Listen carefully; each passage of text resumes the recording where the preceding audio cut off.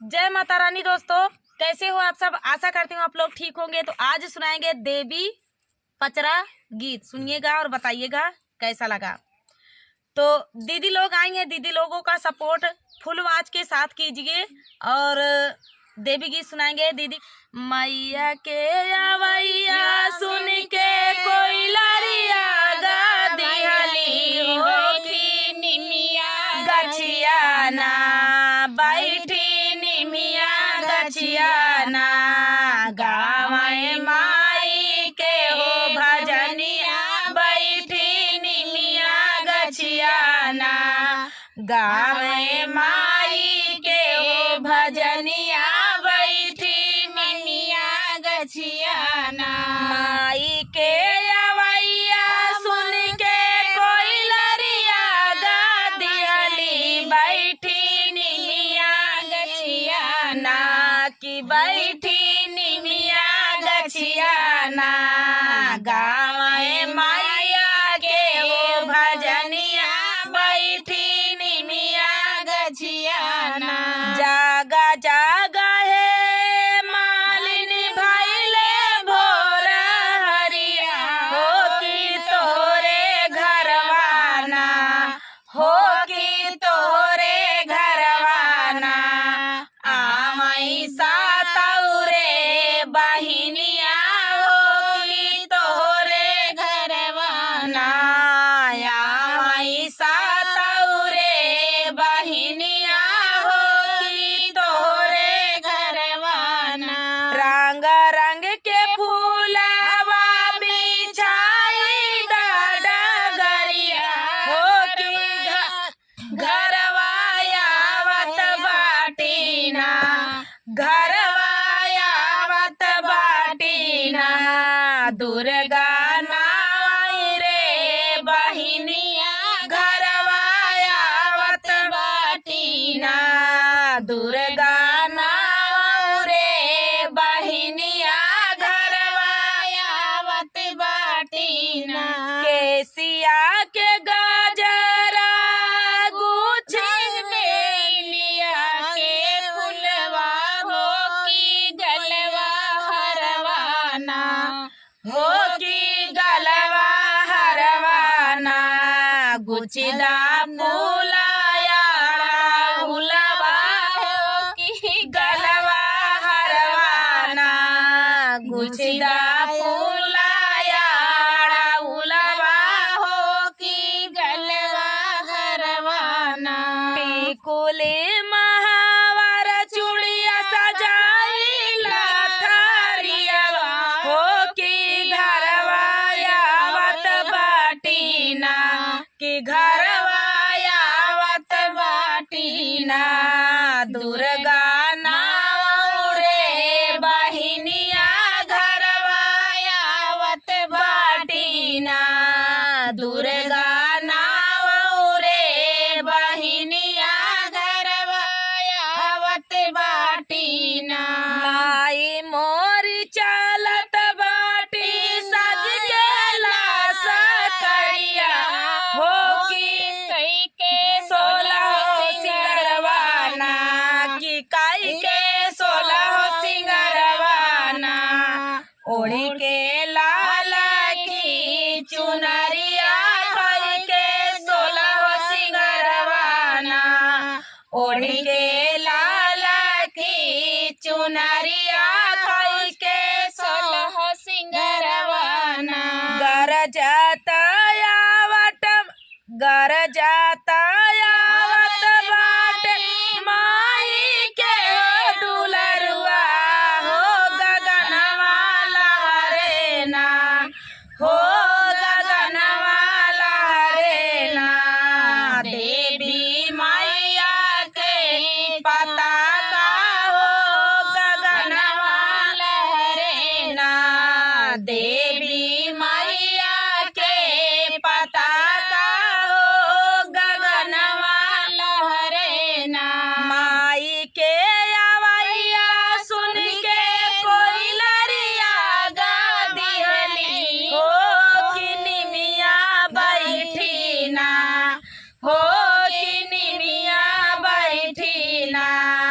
गावे मैया के भजनिया हो कि निमिया बैठी ना, गावे मैया के भजनिया हो कि निमिया बैठी ना। तो दोस्तों मिलते हैं अगले वीडियो में, तब तक के लिए देवी गीत कैसा लगा कमेंट का इंतजार रहेगा। आप लोग कमेंट जरूर करें कि कैसा है। तब तक के लिए जय माता रानी। नमस्कार दोस्तों, कैसे हो आप सब? आशा करती हूँ आप लोग ठीक होंगे। तो आज सुनाएंगे आप सभी को ललनवा गीत, सुनिएगा और बताइएगा कैसा लगा। बहुत ही प्यारा बेटा सुहाग गीत है, सुनिएगा। दीदी लोगों का सपोर्ट करें। तो चलिए सुनाते हैं। राम लखन दुई नौ खेलै फूला गेंदावा, रे राम लखन दुई नौ खेलै फूला गेंदावा, रे गेंदावा गिराई सीता बगरे लालनवा, रे गेंदावा गिराई सीता बगरे लालनवा। राम लखन दुई नौ खेलै फूला गेंदा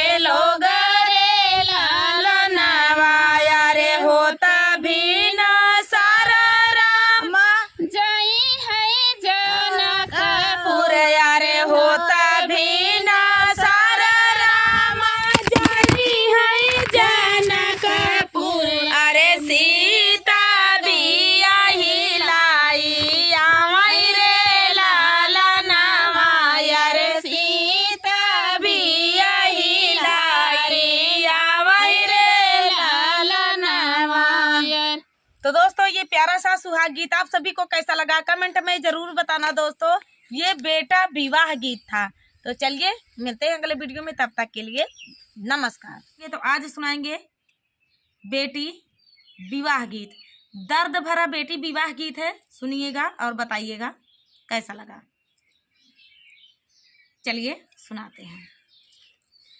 रामा रसोइया बैठी भाभी सुहागिन, धाई ननदी भाभी लागे जाई हो। रामा रसोइया बैठी भाभी सुहागिन, धाई ननदी भाभी लागे जाई। हमारा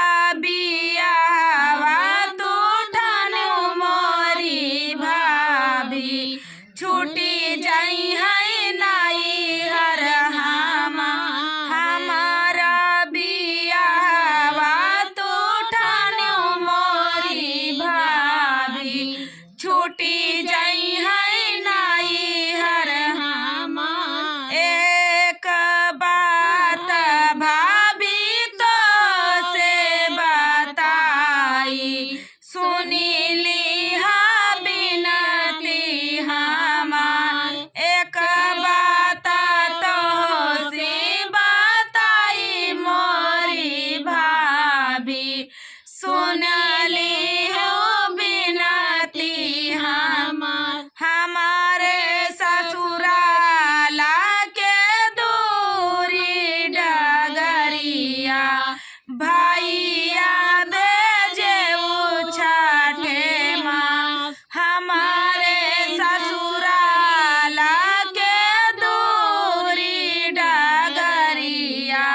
भैया भेजे छठे माँ। एतनी बचना सुनाई भाभी सुहागिन, नैना ललिता होई समाना भगवाना का बढ़ला नदिया, नहीं जाई है एतनी बचना सुनाई बेटी दुलारी, नैना डोरा न लागे। एतनी बचना सुनाई बेटी दुलारी, नैना डोरा न लागे। भैया का मोरी माया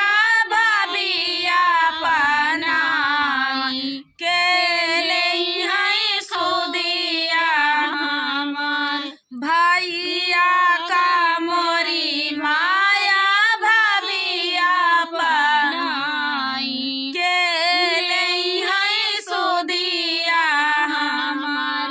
रोवाता बेटी का माया समझावई, आचारा से पोछाइयो न करया।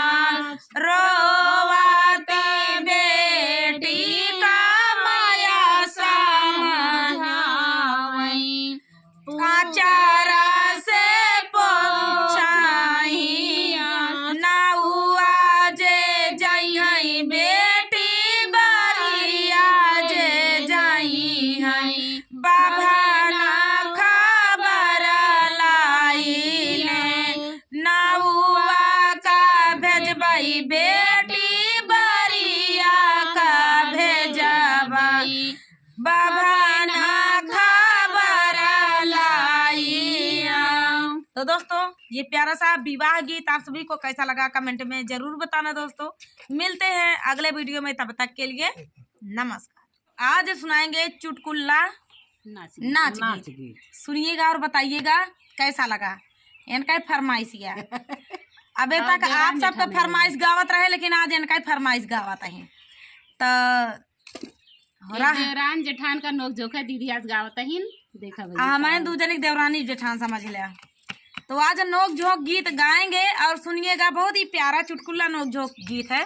आप लोग को चुटकुला गीत अच्छा भी लगता है तो उसी के लिए गा रहे हैं। कैसा लगेगा फुल आवाज करके सुनना। छोटा सा है, आप लोग जाइएगा वहाँ। चलिए सुनाते हैं। हमसे ना करा तिल तेरा, हमारे कोतवाली में डेरा बा। हमसे ना करा तिल तेरा, हमारे कोतवाली में डेरा बा। तू देवरान गया हो तो देवरान ही रहा, हम जेठान गए जेठान रहा। सीधी है लेकिन तब हम ताना मारा थी। हमसे ना करा तिल तेरा, हमारे कोतवाली में डेरा बा।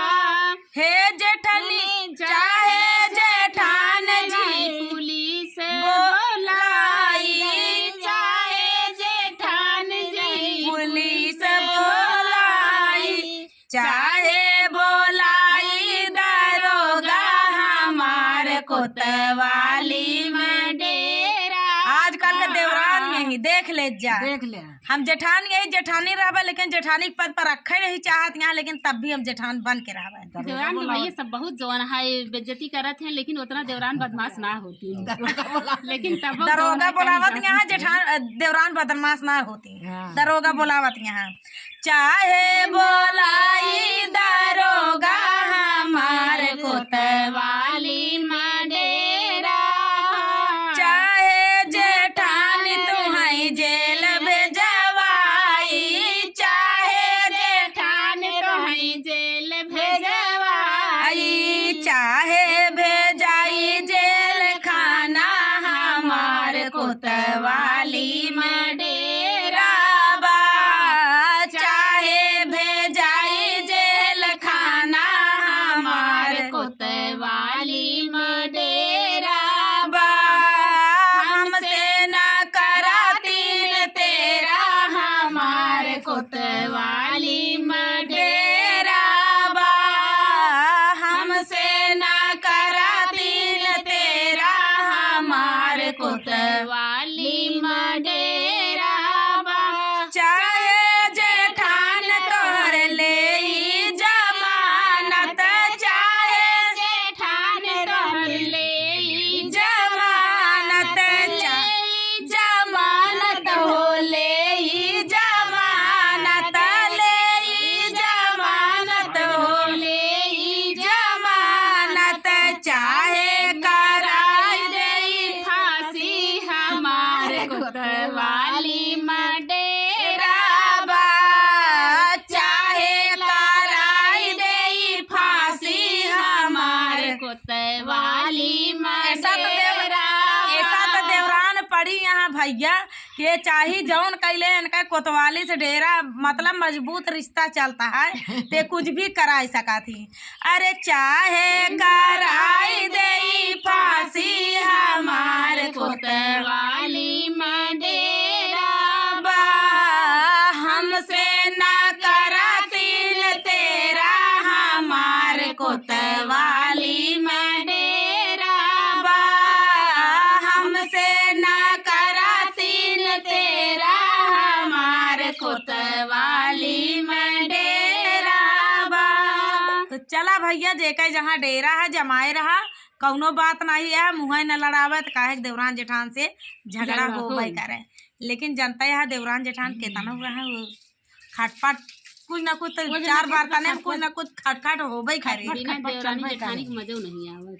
हाँ तो इनका चाहबो करी लड़ाई झगड़ा करे। चलिए दोस्तों मिलते हैं अगले वीडियो में। इस देवरान सबका दें, तो चलिए तब तक के लिए सबको दें भैया, पूरा सबके वायरल कराओ, सबका साथ दें भैया, बहुत अच्छी यहाँ। आइए इस तरह पब्लिक दें कि आप सब देखें, हमारा सबका सपोर्ट कराएं। तो आप सबके देखे के लिए बहुत बहुत धन्यवाद। आप सबके आभार व्यक्त करता ही कि आप सब भगवान हैं। चलिए तब तक के लिए नमस्कार। इसी तरह प्यार दुलार आशीर्वाद बनाए।